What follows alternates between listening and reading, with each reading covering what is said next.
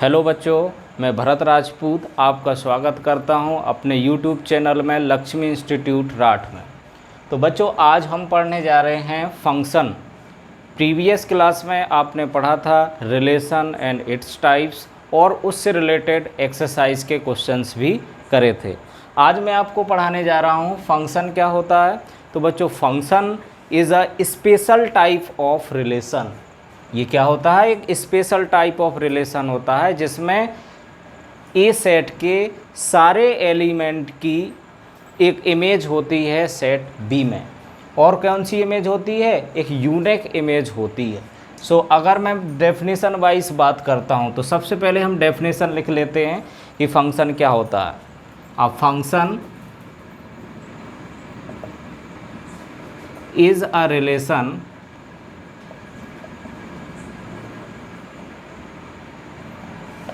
from A to B such that each element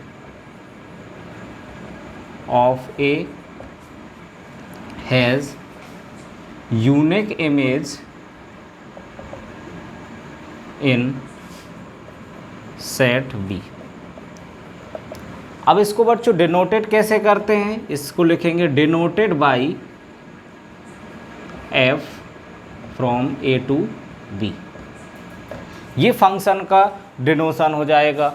एक set ए से B के लिए डिफाइन होगा, ठीक है। अच्छा, अब हम इसका मतलब समझ लेंगे कि यूनिक इमेज इन बी में क्या मतलब होता है। एक एग्जांपल ले लेते हैं। लेट सेट ए इज़ 1 2 3 और set B is a b c और डी। इस तरीके से हो जाता है। तो अगर इसको मैपिंग के थ्रू हम समझेंगे, इसको बोलेंगे मैपिंग के थ्रू अगर समझोगे तो सेट ए हो जाएगा, ए के एलिमेंट्स 1 2 3 और एक सेट बी जिसके element a b c d. अब फंक्शन क्या होगा? फंक्शन को समझेंगे। ये फंक्शन डिफाइन करेगा कहाँ से कहाँ तक है? ए सेट से बी सेट में डिफाइन है। ऐसा नहीं बोल सकते बच्चों कि बी सेट से ए सेट के लिए डिफाइन हो। तो ए की इमेज सपोज दैट ए है, बी 2 की इमेज बी है और 3 की इमेज सी है। So it is a function. देखो, ऑल एलिमेंट्स ऑफ ए के एलिमेंट 1 2 3, 1 की इमेज ए, 2 की इमेज बी एंड 3 की इमेज सी। तो सारे एलिमेंट की इमेज यहाँ पर दे रखी है। अगर ऐसा कोई एलिमेंट होता जिसकी कोई इमेज नहीं होती, इसका मतलब वो फंक्शन नहीं होता। तो हम इस तरीके से मैपिंग के थ्रू समझ सकते हैं कि ये फंक्शन होगा या नहीं होगा। अब इसके बहुत सारे समझने के तरीके होते हैं। एक दूसरा तरीका समझाता हूँ। अब बच्चों, यहाँ पर एक मैपिंग अगर मैं इस तरीके से डिफाइन करता हूँ, ए के एलिमेंट हैं 1 2 3 और 4 और बी के एलिमेंट हैं a b c. 1 is related to a, 2 is related to b and c is 3 is related to c. But there is no image of 4। यहाँ 4 की कोई भी इमेज नहीं है। इसका मतलब it is not a function. It is not a function. ये बच्चों फंक्शन नहीं होगा। और ये कैसा था? ये फंक्शन होगा। इसका हम सबसे अच्छे एग्जाम्पल समझ लेते हैं। इसको समझने का एक सरल तरीका बताता हूँ, आप ज़िंदगी में कभी भी नहीं भूलोगे। बच्चों, इसको हम मान लेते हैं, सेट ए को मान लेते हैं सन और इसको मान लेते हैं फादर। तो देखो समझने का तरीका। तो 1 उसका पिता कौन है? ए है। और 2 का पिता कौन है? बी है। 3 का पिता कौन है? सी। अच्छा, 4th कोई ऐसा पर्सन हो सकता है जिसका कोई फादर नहीं हो? ये बायोलॉजिकल अनबैलेंस्ड हो जाएगा। अच्छा, इस केस में समझते हैं 1 का फादर ए, 2 का फादर बी और 3 का फादर सी। यहाँ पर डी कोई भी हो सकता है ऐसा, जस्ट लाइक योगी जैसे हो सकते हैं, नरेंद्र मोदी जैसे हो सकते हैं, जिनका कोई भी बेटा नहीं हो। लेकिन ऐसा कोई भी बेटा नहीं हो सकता जिसका फादर नहीं हो। तो हम इस तरीके से फंक्शन को समझ सकते हैं कि कौन सा फंक्शन होगा, कौन सा फंक्शन नहीं होगा। अब बच्चों इसको हम कुछ ग्राफ से समझेंगे कि फंक्शन का ग्राफ से कैसे हम समझेंगे। तो ग्राफिकल मेथड, अभी हमने बच्चों कौन सी मेथड समझी थी, मैपिंग वाली मेथड थी। अब ग्राफिकल मेथड से हम फंक्शन है या नहीं है ये कैसे समझ सकते हैं। अब अगर मैं कहूँ y is equal to x square और एक फंक्शन ले लेता हूँ x equal to y square. अब बच्चों आपको कुछ इसको देख के कुछ याद आ रहा होगा, ये किसका ग्राफ होता है, इट इज़ पैराबोला। और ये किसका ग्राफ होता है, ये भी पैराबोला होता। अब आप कहोगे सर ये दोनों पैराबोला है। अब इसको हम ज़रा ड्रॉ करके देख लेते हैं। तो पहले वाले को ड्रॉ कर लेते हैं, फर्स्ट वो ड्रॉ करेंगे। It is the quadratic equation में आपने ड्रॉ किया होगा, इन 10th class 11th class quadratic polynomial में ड्रॉ किया होगा। तो इसका जो ग्राफ बनेगा इस तरीके से बन जाएगा, this is y is equal to x square. Now we will draw the graph of x is equal to y square. तो बच्चों यहाँ के लिए हमारा जो ग्राफ बनेगा इसकी x पैरेलल की पैराबोला की एक्सिस कौन सी होगी, x axis. So this is the graph for x equal to y square. अब हम दोनों में पैराबोला है। अब एक वर्टिकल लाइन टेस्ट होता है, उसको समझना ज़रूरी है। तो ग्राफिकल मेथड में कौन सी मेथड होती है, वर्टिकल लाइन टेस्ट।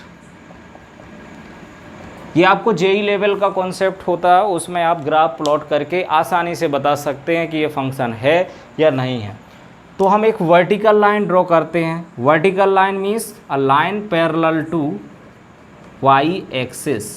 एक वर्टिकल लाइन ड्रॉ करोगे, अगर वो वर्टिकल लाइन एक से ज़्यादा पॉइंट पर ग्राफ को कट करती है तो वो फंक्शन नहीं होगा। तो देखो ये कितने पॉइंट पर कट करती है, एक ही पॉइंट पर कट करती है, hence it is a function. अभी मैं कुछ पॉइंट्स लेके बता दूंगा तो और भी क्लियर आपको हो जाएगा। अच्छा सेकंड को देखते हैं हम, x is equal to y square. इसमें वर्टिकल लाइन टेस्ट करो, how many places it is intersecting, ये इंटरसेक्ट कर रही है 2 पॉइंट पर। इसका मतलब क्या हुआ कि x की वैल्यू कितनी होगी बच्चों, 2 होगी। तो x की वैल्यू 2 हो सकती है क्या, 2x की वैल्यू नहीं हो सकती हैं। तो यहाँ बोलेंगे it is not a function, तो ये फंक्शन नहीं होगा। तो ये इजी वे होता है जिसमें हम फंक्शन समझ सकते हैं। अच्छा इसको हम वैल्यूज़ रख के भी देख सकते हैं। अगर मैपिंग के थ्रू बनाएंगे तो x की वैल्यू अगर मैं -1 रखूँ तो y कितना जाएगा, 1 आएगा। x की वैल्यू 1 रखूँगा तो y कितना जाएगा, 1 आ जाएगा। इस तरीके से x की वैल्यू हम 2 रखें तो y कितना होगा, 4 होगा। x की वैल्यू -2 रखेंगे तो y इज इक्वल टू 4 हो जाएगा। इसको मैपिंग के थ्रू समझेंगे तो ये a सेट है और b है। तो a सेट में x की वैल्यू होगी 1 -1 2 -2 और यहाँ पर 1 और 4। 1 की इमेज भी 2 है, -2 की इमेज भी 2 है, 2 की इमेज 4 है, -2 की इमेज 4 है। तो ये बच्चों पॉसिबिलिटी हो सकती है कि 1 का भी बाप 1 है, -1 का भी पिता 1 है, 2 का भी पिता 4 है और -2 का भी पिता 4 है। अब यहाँ पर देखते हैं यहाँ पॉसिबिलिटी क्या होगी। यहाँ हम मैपिंग बनाते हैं, दिस इज़ a। यहाँ पर एक मैं अगर x की वैल्यू 1 रखता हूँ तो 1 कब कब आ सकती है, तो y की वैल्यू क्या क्या मिलेगी, यहाँ पर एक +1 और एक -1 मिल सकती है। x की वैल्यू अगर 4 रखेंगे तो y की वैल्यू क्या मिल सकती है, +-2। तो बच्चों x की वैल्यू 1 और 4 है और y की वैल्यू क्या मिल रही है हमें, +1 -1 2 और -2। तो यहाँ पर देखो क्या ये चीज़ कभी भी पॉसिबिलिटी हो सकती है कि 1 के 2 फादर हों, 1 और -1, यहाँ 4 के 2 फादर हों, ऐसा कभी भी पॉसिबल नहीं है। So it is a not function. तो हम आसानी से समझ सकते हैं कि फंक्शन होता क्या है। अब बच्चों इसको एक और मेथड बताता हूँ आपको फंक्शन को समझने के लिए।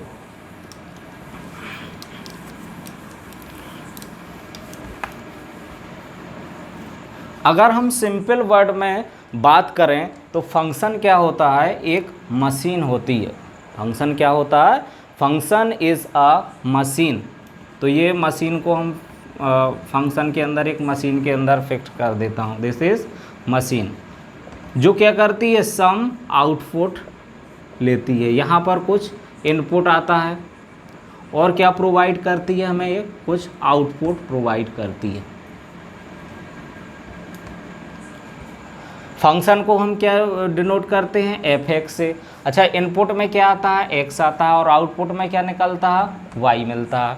It means y is equal to F x is a function which takes some definite values which is known as x and provide some definite value known as output y. तो बच्चों जो x value होगी ये कहाँ से आएंगी, set A से आएंगी, और जो इधर वैल्यू होगी ये सेट B की वैल्यू होगी। अब बच्चों जो x की वैल्यू होती है ये सेट A होगा, या हम बोलेंगे वैल्यू ऑफ x, इसको तो हम बच्चों बोलते हैं डोमेन। और जो आउटपुट की वैल्यू आती है, आउटपुट जो y होता है उसको बोलते हैं हम रेंज। उसको क्या बोलते हैं बच्चों, रेंज। और जो सेट B है उसको बोला जाता है कोडोमेन।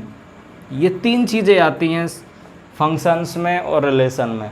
अब यहाँ पर बच्चे अधिकतर कंफ्यूज रहते हैं कि डोमेन क्या होता है, रेंज क्या होता है एंड कोडोमेन क्या होता है। एक चीज़ और आप लोगों ने अक्सर पढ़ी होगी कि range is always subset of codomain, means codomain बड़ा होता है और रेंज छोटा होता है। ये कॉन्सेप्ट आपने पढ़ा होगा। अच्छा, फंक्शन जिन वैल्यू के लिए डिफाइन होता है उनको डोमेन बोलते हैं, जो मिलता है उसको हम रेंज बोलते हैं। अब फॉर एग्जांपल एक ले लेते हैं, मान लो फंक्शन को हमने मान लिया जूसर मान लिया, इसको हमने क्या मान लिया, एक जूस की मशीन मान लिया। तो इनपुट में हम क्या दे सकते हैं, तो आप कहोगे इनपुट में एप्पल दे सकते हो, ग्रेप्स दे सकते हैं,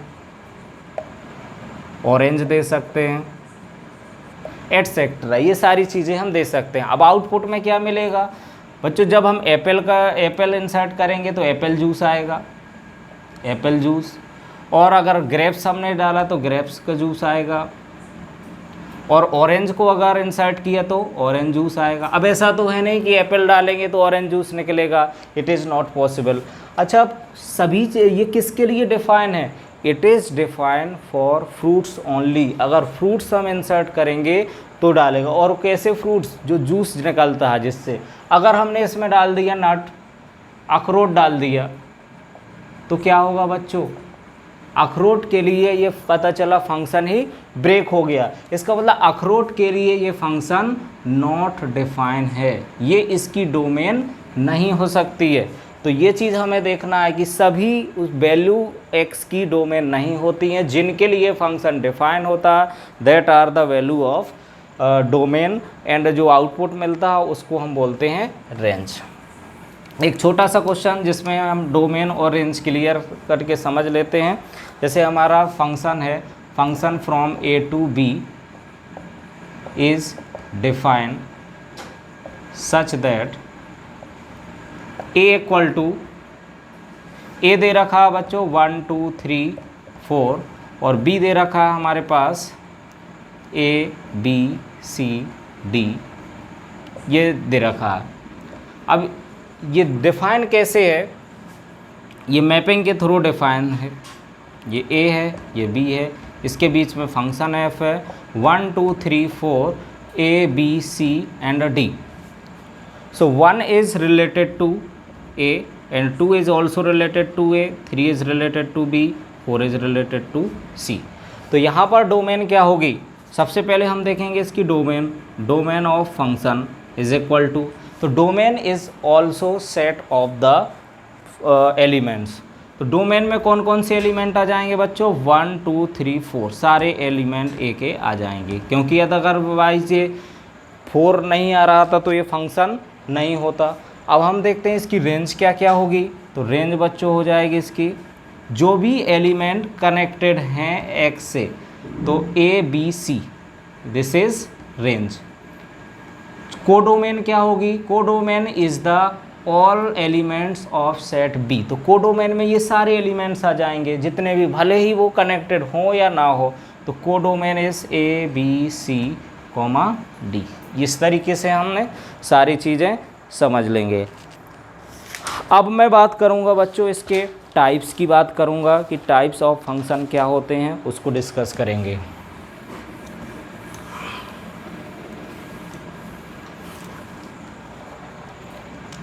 तो टाइप्स बच्चों कौन कौन से होते हैं? 12th में मेन आपको 3 टाइप्स के पूछे जाते हैं, one one function, many one function और ऑन टू फंक्शन। एक और फंक्शन होता है into function. So we will discuss 4 types of functions here. तो सबसे पहला टाइप होता है वन वन फंक्शन।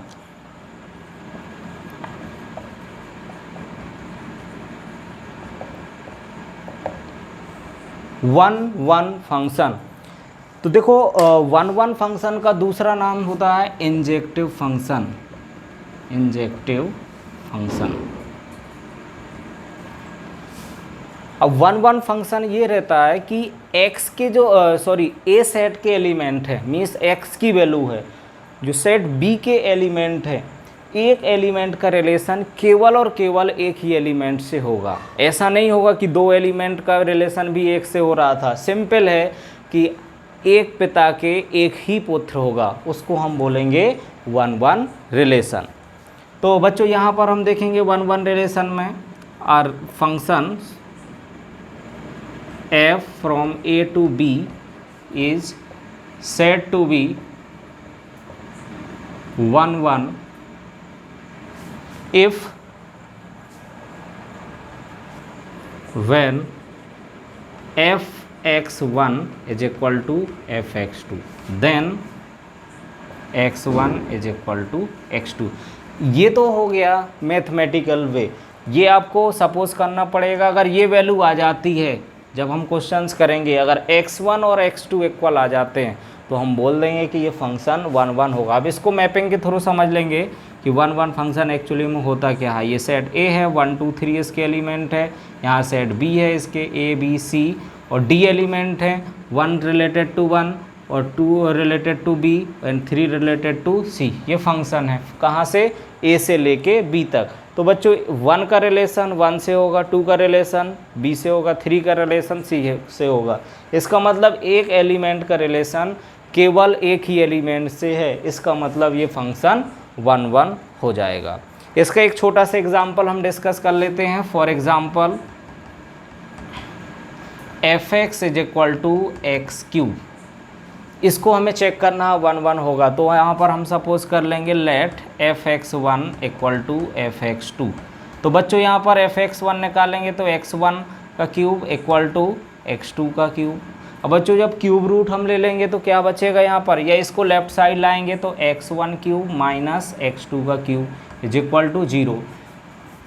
तो x1 का क्यूब यहाँ पर आइडेंटिटी बनेगी x1 minus x2 in other bracket x1 का स्क्वायर प्लस x2 का स्क्वायर और plus x1 x2 equal to 0। अब यहाँ पर केस आएगा कि ये क्वांटिटी कभी भी 0 नहीं हो सकती है। तो 0 बच्चों किसको होना पड़ेगा, x1 माइनस x2 को 0 के इक्वल होना पड़ेगा। तो therefore x1 minus x2 equal to 0, so x1 equal to x2। इसका मतलब ये फंक्शन वन वन हो जाएगा। तो ये तरीका रहता है वन वन प्रूव करने पर। एक नोट करके हम लिख लेंगे, कि देखो वन वन फंक्शन कब होता है, जब फंक्शन स्ट्रिक्टली इंक्रीजिंग होता है। ये strictly increasing word maxima minima वाले चैप्टर में आएगा, जिसका नाम है application of derivative.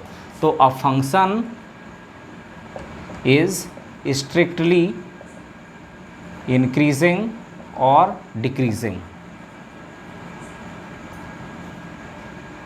Always one one. तो ये फंक्शन हमेशा वन वन हो जाएगा। अगर इसका मैं ग्राफ प्लॉट करता हूँ तो इस तरीके से आएगा। तो देखो ये हमेशा वन वन, x की वैल्यू जो भी हम रखेंगे y की वैल्यू भी यूनिक आएगी, उसमें कोई भी रिपीटेशन नहीं होगा। इसका बच्चों जस्ट उल्टा होता है many one function. One one का उल्टा many one function. So second type is many one function. जैसा कि नेम दे रखा many one, तो जो many element of set A are related to one element of set B. अच्छा, one से ज़्यादा एलिमेंट से तो हो नहीं सकता कि वन मैनी आप कहो कि वन मैनी पॉसिबल है. There is no possibility of one many function. So one many to one हो सकता है. तो देखो हम बोलेंगे a function f A to B is many one when two or more than to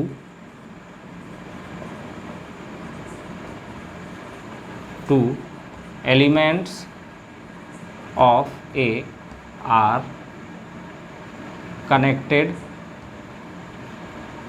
with B.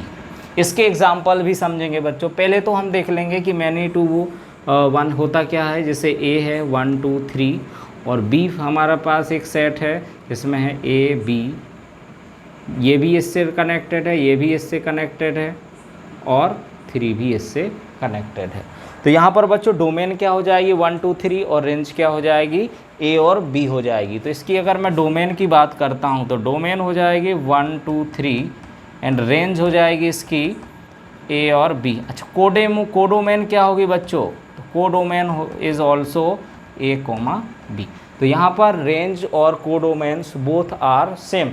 तो यहाँ पर हमने देख लिया कि A भी रिलेटेड है, 1 भी रिलेटेड A से है, 2 भी रिलेटेड A से है. इसका मतलब many to one, many elements of A are related with one element of B. इसका एग्जाम्पल हम देख सकते हैं. तो एग्जाम्पल अगर बात करें जितने भी इवन फंक्शन होता है, just like y equal to sine x, ये ट्रिग्नोमेट्रिक फंक्शन है, and y equal to x square, ये भी ऐसे y equal to cos x. These all functions are many to one. अब कैसे होते हैं बच्चों? x की वैल्यू अगर मैं रखता हूँ π/2, सॉरी x की वैल्यू चलो 0 रखते हैं, तो साइन x कितना आता है साइन 0, तो y कितना आ जाता है y इक्वल टू 0. अब x की वैल्यू मैं पाई रखता हूँ तो y कितना आ जाता है 0 आ जाता है. x की वैल्यू 2π रखेंगे तो भी y कितना हो जाता है 0 आ जाता है. आपको पता होगा साइन x का ग्राफ कैसे बनता है, इस तरीके से बनता है. इसका मतलब पीरियोडिक फंक्शन भी बोलते हैं इसको. तो x की वैल्यू अलग अलग वैल्यू पर सेम y की वैल्यू देगा. इसका मतलब क्या होगा कि 0 भी 0 से रिलेटेड है, पाई भी 0 से रिलेटेड है, 2π भी 0 से रिलेटेड है. इसका many elements of set A are related to many elements of set B. Just like x square में x की वैल्यू -1 रखेंगे तो y आ जाएगा 1, x की वैल्यू 1 रखेंगे तो भी y की वैल्यू आ जाएगी 1. यहाँ पर देखो 1 का भी रिलेशन A से 1 से है और 1 का भी रिलेशन 1 से है. So these functions are many one function. Now next onto function. This is also important function, onto function.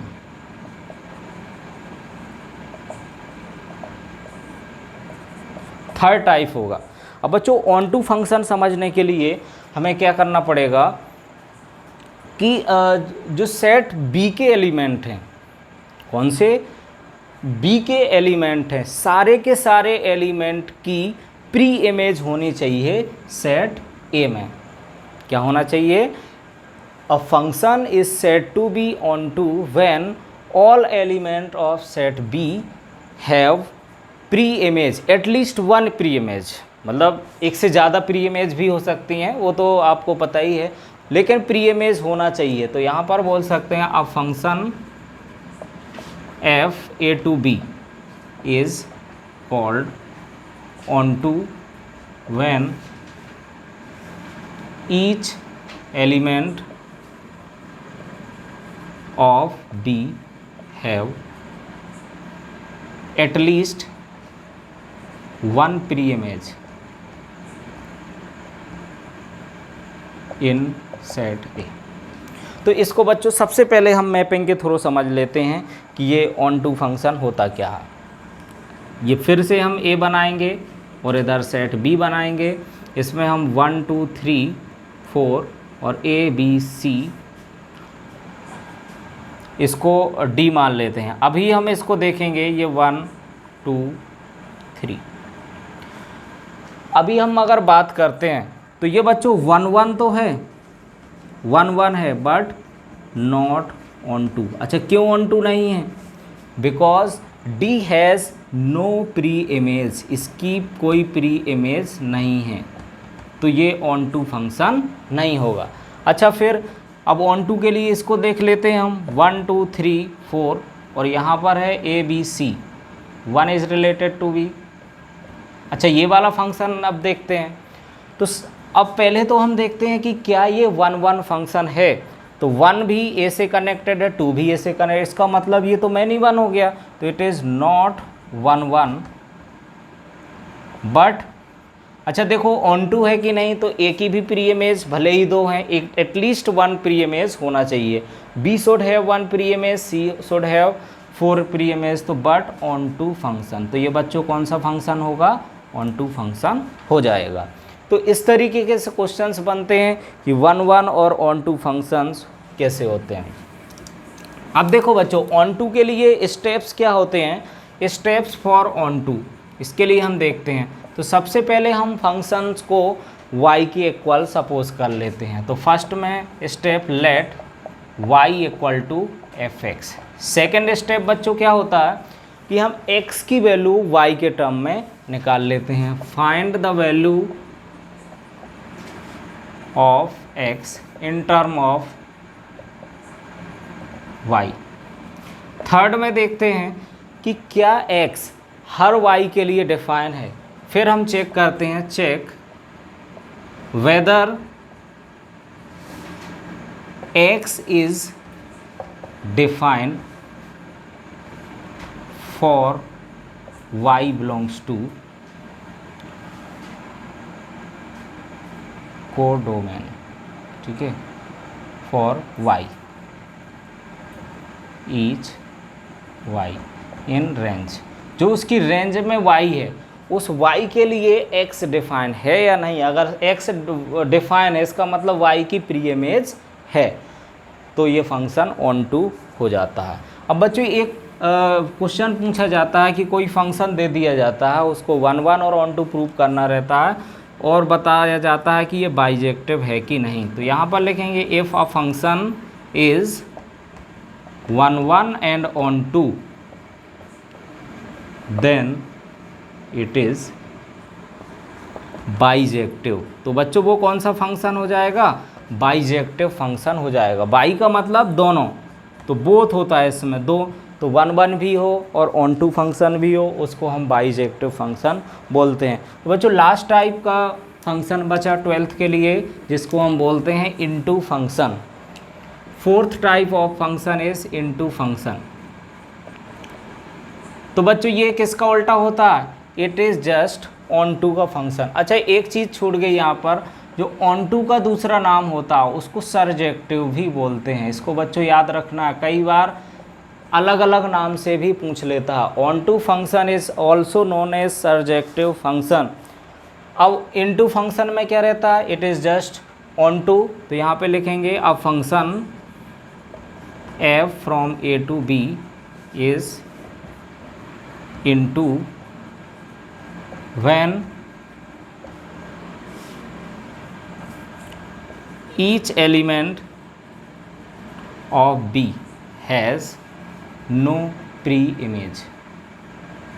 इसमें कह रहा है कि हर एलिमेंट की प्री इमेज नहीं होगी। ऐसे हम क्वेश्चंस पढ़ चुके हैं, जैसे बहुत सारे होते हैं, एक सेट ए है, एक बी है, 1 2 3, यहाँ पर ए बी सी डी, 1 की इमेज, 2 की इमेज, 3 की इमेज है, but D has no image, but it is into function. Into function होगा, नॉट ऑन टू। अच्छा 1 1 होगा क्या? Yes it is 1 1,